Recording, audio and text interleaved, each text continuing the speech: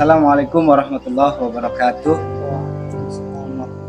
Alhamdulillah bin ni'matil iman wal Islam amma ba'du. Baiklah, sekarang kita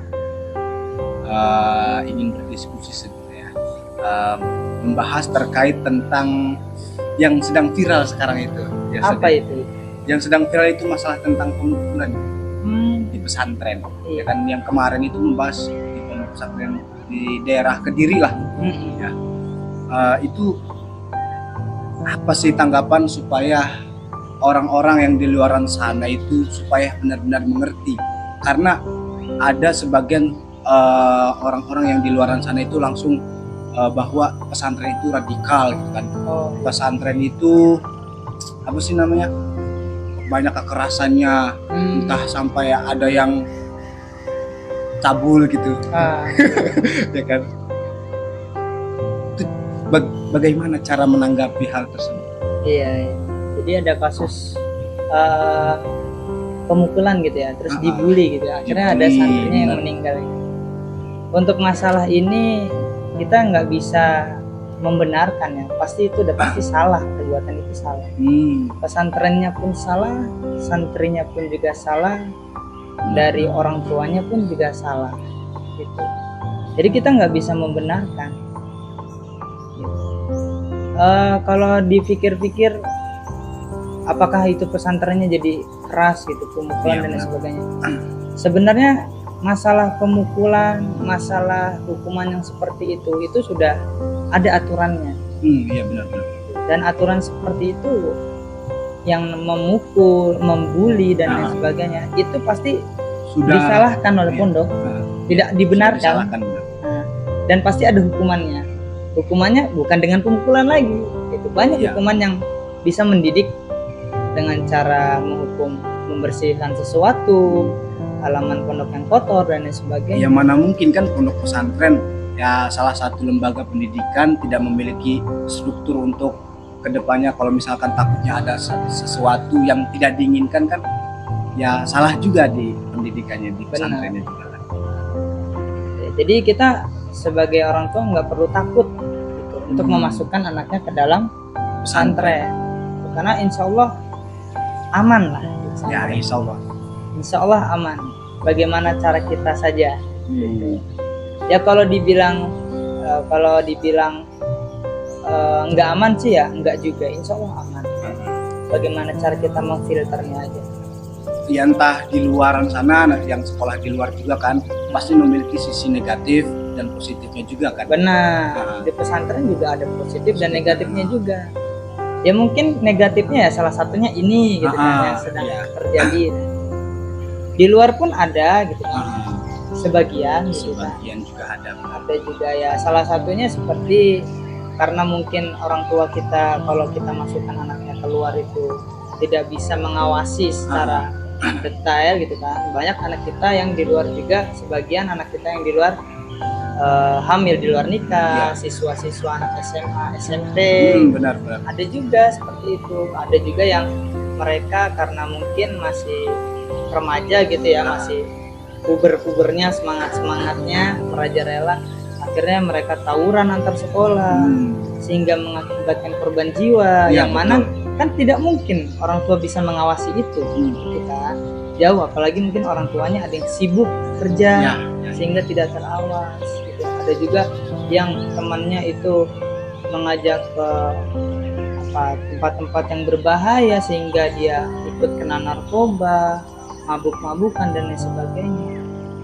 Ya itu salah satu sisi negatifnya gitu. Positifnya ya kalau anak tersebut bisa memilih teman yang baik gitu kan, maka dia akan baik juga. Bagaimana cara memfilter anak tersebut gitu. Tapi kan kita di sini kan bahwasanya bagaimana orang tua mengatasi itu, takutnya kan tidak bisa mengawasi karena sibuk bekerja. Jadi ya salah satunya dimasukkan pesantren. Insya Allah kalau orang tuanya sudah ikhlas masukkan anaknya pesantren, percaya kepada kami akan berusaha semaksimal mungkin untuk mengawasi anak tersebut. Dan nggak mungkin saat kalaupun terjadi seperti tadi itu ada yang meninggal, insya Allah anak tersebut termasuk di fisabilillah. Kenapa? Karena anak tersebut sedang berusaha gitu. Berusaha bagaimana caranya bisa membanggakan kedua orang tuanya di pondok. Dia sedang berusaha berjuang untuk lah. Belajar, sedang berjuang di jalan Allah. Fisabilillah. Seperti hadis bahwasanya kalau Rasulullah SAW, man kharaja fi talabil ilmi kana fisabilillahi hatta sampai pulang pun tetap ya berada di jalan Allah. Di jalan. Jadi jangan khawatir ya kalau misalkan yang sudah terjadi ya itu sudah menjadi gugur sebenarnya kan. Iya. Jadi tetap itu insya Allah korban tersebut berada di jalan Allah. Insya Allah di surga. Dan ini kita harus bisa memfilter ya. Memfilter Satu sama lain, entah yang di luar ataupun yang di pondok pesantren gitu. Benar. Ketimbang maksudnya daripada maksudnya kan kalau meninggal di pesantren itu kan ya fisabilillah gitu kan, karena dia berjuang. Kalau seandainya yang di luar yang kita lihat sana mereka tawuran, nggak tahu tujuannya apa, sehingga ada yang menimbulkan korban jiwa, itu kan mereka nggak ada tujuan di situ, hanya pengen senggol-senggolan aja, cari musuh. Justru malah bagaimana itu dilarang itu kan? Dilarang dalam Islam mencari musuh. Justru kita sesama mukmin itu ya harus saling menguatkan, bukannya gitu kan? Harus saling menguatkan satu sama lain, tolong menolong, saling membantu gitu kan. Ya seperti yang hadis sudah dijelaskan juga yang sering dipelajari oleh santri-santri itu juga kan, apa sih itu? Al-mu'minu lil mu'mini kal bunyan kan. Ya sudu ba'duhu ba'da. Jadi mukmin di antara mukmin yang lainnya juga itu harus saling menguatkan gitu kan ya. Benar. Seperti layaknya bangunan gitu. Benar. Ya bangunan aja itu tidak bisa berdiri ya kalau misalkan sama semen doang ya kan. Enggak butuh bata, yang mana mungkin kan. Butuh besi dan lain sebagainya. Ya, kita juga ya butuh orang juga untuk saling membantu, saling menolong gitu. Bukan cari musuh gitu kan. Bukan cari musuh. Nah itu kalau di pesantren kita harus belajar saling melengkapi. Temannya kesusahan ya kita harus bantu. Bukan malah kita bully. Toh kalau ada yang berani bully, tinggal kita laporkan saja. Betul. Itu jangan diam. Kalau diam ya udah, kita nggak tahu masalahnya. Masalahnya. Ya kita sedang berusaha untuk mengawasi, tapi kan nggak mungkin semuanya terawasi. Tapi kira-kira di pesantren itu benar-benar aman gak sih? Insya Allah aman. Kenapa? Karena lingkungannya di tempat-tempat yang terlindung, dengan pengawasan ustadz yang dididik dengan akhlaknya, ya kan. Kalau di pondok besar kita diajarkan bahasa Arab, diajarkan akhlak yang paling utama di pesantren. Kenapa? Karena ya akhlak itu di atas ilmu. Jadi bukan ilmunya dulu, tapi akhlaknya dulu kita tempa. Makanya dididik di situ kan, bagaimana caranya. Intinya sambil jalan itu ya. Iya, benar. Sambil jalan, sambil kita belajar itu kita akan mengetahui tentang akhlak juga gitu kan. Benar sekali. Kan pasti guru kita akan mengajarkan kita bagaimana sopan santun yang benar, bagaimana cara mengarahkan orang, bagaimana adab ketika makan, ketika bertemu dengan ustadz dan lain sebagainya, ketemu dengan orang lain, di situ kan nanti diajarkan. Nah itu kan udah ajaran dari Rasulullah SAW kan ya, Nabi Muhammad SAW. Jadi di pondok itu ya untuk orang tua nggak usah takut gitu ya. Benar. Nggak usah takut gitu. Wah nanti anak saya akan dihukum ini, tidak usah takut. Justru kita akan namanya di pondok itu kan fastabiqul khairat, berlomba-lomba dalam kebaikan. Insya Allah kita akan selalu mengajarkan kebaikan kepada anak. Berarti aman lah ya. Aman. Juga. Nanti pun itu nanti bisa jadi amal jariah.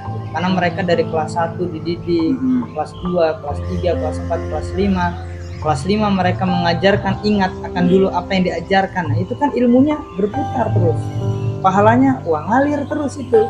Si kelas 2 ngajarin bahasa Arab, nanti turun ke kelas 1. Satu udah bisa bahasa Arab, nanti ngajarin lagi ya. Itu yang disebut pahala jariah. akan mengalir terus. Sebagaimana itu pohon yang berbuah lah. Nah, iya. Al ilmu bila amalin kasajarin bila asam. Ilmu yang tidak kita amalkan bagaikan pohon yang tidak berbuah. Maka dari itu di pesantren kita diajarkan, dan petugasnya pun dari santri juga. Di situ pendidikannya, gitu kan.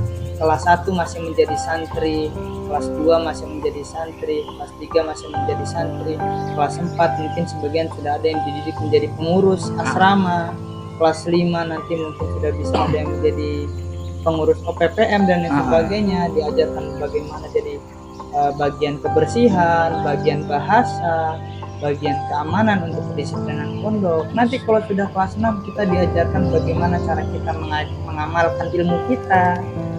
Insya Allah lulus dari pesantren ya udah bisa mengajar gitu. Karena tujuan yang pertama adalah kita mengajarkan santri kita ini agar bisa mengajar dan bermanfaat untuk dan orang lain juga. Khairun nasi yang kaum dinas. Sebaik-baiknya manusia itu ya orang yang bermanfaat gitu kan, untuk orang lain juga. Terus kalau misalkan dipasang CCTV aja itu gimana? Apakah benar-benar aman dan tidak gitu kan? Itu kan lebih simpel kan, lebih praktis bahwa ya dipasang aja lah CCTV gitu supaya tidak terjadi hal-hal tersebut. Itu gimana itu? Mungkin sebagian pondok ada yang sudah dipasang, ada juga yang belum. Itu pun tergantung kebijakan pondok. Jadi kenapa sih masih ada pondok yang tidak memasang CCTV? Mungkin dilihat dari positif dan negatifnya. Mungkin bisa jadi negatifnya lebih banyak, makanya tidak dipasang. Positifnya juga ada gitu kan. Mungkin bisa jadi kalau kita pasang CCTV, petugas-petugas atau pengurus-pengurus itu akan cuman bisa memantau CCTV depan komputer aja kan? Depan komputer saja, tidak akan keliling gitu. Justru malah mungkin kita tinggal ketika ada kejadian baru di reply. Nah kita kan nggak tahu posisinya kapan gitu kan, tetap aja gitu. Bisa jadi nanti ada pembulian dari salah satu teman gitu kan, atau pemukulan. Sebaliknya kalau kita tidak pasang CCTV, petugas itu akan keliling, akan memantau, akan kerja. Kenapa? Karena kita sudah diamanahkan. Tuh, yang bagian keamanan akan keliling setiap ini, bagian bahasa akan menetapkan bahasa, cari orang. Wah ini ada santri yang tidak berbahasa, langsung ditegur. Dan itu random, nggak tahu kapan waktunya. Dan santri juga menerima ketika ada peringatan gitu kan, untuk supaya santri tidak melakukan hal tersebut gitu kan. Benar. Jadi langsung oh iya ya, ana salah gitu kan. Iya, betul sekali. Langsung ditegur di situ. Jadi ya enggak itu justru kenapa enggak dipasang CCTV itu benar-benar tujuannya untuk pendidikan itu tadi. Tarbiyah ya. Karena lembaga pendidikan itu untuk membentuk santri-santrinya itu memiliki tarbiyah gitu kan. Iya, memiliki kepekaan satu sama lain. Dididik menjadi seorang pemimpin. Jadi gitu, santri pun sehingga dia nggak akan mencari cara bagaimana nih kalau kita melanggar aja gitu. Karena kita nggak tahu kapan mereka kelilingnya. Gitu. Iya betul. Lagi jalan santai tiba-tiba tidak berbahasa, ketemu bagian bahasa. Kalau misalnya ngandelin CCTV kan nggak mungkin, harus mendengar gitu. Mau kabur atau gimana ceritanya, kalau ngeliat CCTV kan CCTV-nya kita tutup di sini, gitu kan? Tapi kalau misalnya ada yang keliling, kita akan ragu. Wah, sekarang yang jaga ini nih, Ustadz ini. Wah, gimana nih kalau kita kabur? Kita nggak tahu mereka kelilingnya jam berapa aja gitu. Tiba-tiba udah ada yang berhasil kabur, tahu-tahu di luar ketemu sama ustadznya. Gitu, betul sekali. Ada yang baru mau keluar, tiba-tiba di belakang ada ustadznya yang sedang keliling. Kita nggak akan tahu gitu. Justru itu insya Allah akan lebih aman. Kenapa? Karena petugasnya akan keliling, akan bertugas. Dibanding ketika kita pasang CCTV, tidak akan keliling. Ya, terus bagaimana sih cara mengantisipasi hal tersebut? Mengantisipasi agar hal yang tidak diinginkan itu tidak terjadi. Yang pertama, kita sebagai petugas, kita yang pasti harus benar-benar teliti mengawasi santri. dari petugas juga. Yang kedua dari orang tua. Orang tua pun wali murid, wali santri harus ikut berkontribusi. Bagaimana seandainya ketika anak tersebut bermasalah, orang tua pun harus segera melaporkan gitu. Ke siapa? Ke pengurusnya. Anaknya ada masalah apa ini gitu kan. Terus harus selalu dikasih motivasi anak tersebut. Itu kenapa? Anak tersebut harus dikasih motivasi bahwasanya bisa melewati hal itu semua. Anggap ini mungkin tidak enak, bisa jadi itu adalah yang terbaik. Pendidikan kan seperti itu. Kita motivasi. Jangan sampai ketika ada anak itu melanggar tidak dikasih motivasi. Jangan, justru itu bahaya. Jadi harus kita selalu motivasi. Kalau nggak dimotivasi sangat benar-benar berbahaya. Udah pikirannya kosong, di sana diejek teman, tidak dipanggil gitu kan. Punya masalah banyak, tidak diselesaikan pula masalahnya, udah itu blank pasti otaknya itu. Berarti kita sebagai orang tua juga harus Support. memotivasi juga. Iya. Dan begitu juga dari asatidnya menurut saya juga. Iya. Asatidnya, terus dari diri pribadi santri masing-masingnya Iya. juga. Gimana niatnya ketika di pesantren, dia harus bulat juga gitu kan. Iya, harus punya tekad juga. Betul sekali. Jadi harus bisa pilih-pilih teman juga di pesantren. Karena nggak semua santri itu baik gitu kan. Pasti ada yang iseng jahil gitu kan. Pasti sih. Nah, ketika jahilnya sudah berlebihan ya kita harus ingatkan. Berarti itu adalah suatu kecelakaan ya yang tidak diinginkan itu. Benar, peraturan sudah tidak membenarkan itu.